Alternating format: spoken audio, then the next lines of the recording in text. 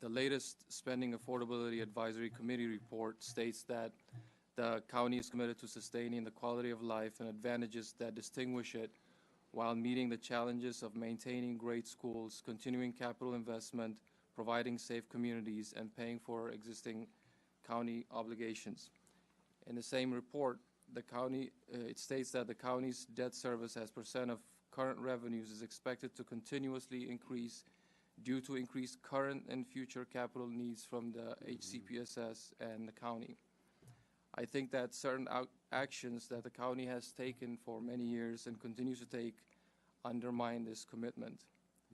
The county will continue to experience a decrease in quality of service as well as an increase in debt obligations unless it reverses directions on the following policies. First, the county needs to charge market-based school surcharge fees for new home construction. From 2014 to 2017, the county collected $32 million in school surcharge fees, while it spent $57 million in new school construction alone, excluding renovations, additions, and replacements. Over the next 10 years, the projected new school construction spending is $300 million. Just based on the Plan Howard 2030 allocations projection, the school surcharge fees collected at today's rate will not exceed $40 million.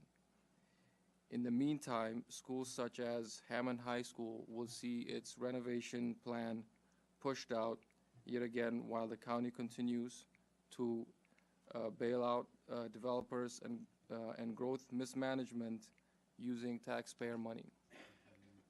Second, the county needs to immediately stop giving free money to developers by way of tax increment financing. The Columbia TIF was not needed to complete the projects because the work had already started even before the approval. Just this act alone invalidates any but-for analysis that justifies the TIF for a project, in my view. The purported benefits of the TIF are minimal and extremely uncertain because of the dubious underlying assumptions. Furthermore, the plan does not have any vision for our increasing older adult population and does not provide sufficient affordable housing. What is further troubling is the recent adjustment of the projects that qualify for the TIF, when initially the 80% of the project was for the TIF was for the public garage, and in the recent adjustment, 60% of the project of the TIF is for projects that were initially deemed not qualified. Another area of concern is the proposal to swap the taxpayer-owned parkland in Savage to bail out a developer. This land swap proposal gives the developer buildable land and valuable land free of charge in exchange for developers' steep-sloped, difficult-to-build-on land. It does not seem appropriate that the county is giving away taxpayer-owned land for private use. I think it is also not fiscally responsible that the county is okay with not charging a premium for land in a region where land is scarce. The attendant cost of this development will also be very expensive to the taxpayer and will result in additional burden on the annual budget, since the county continually engages in fixing errors associated with new development.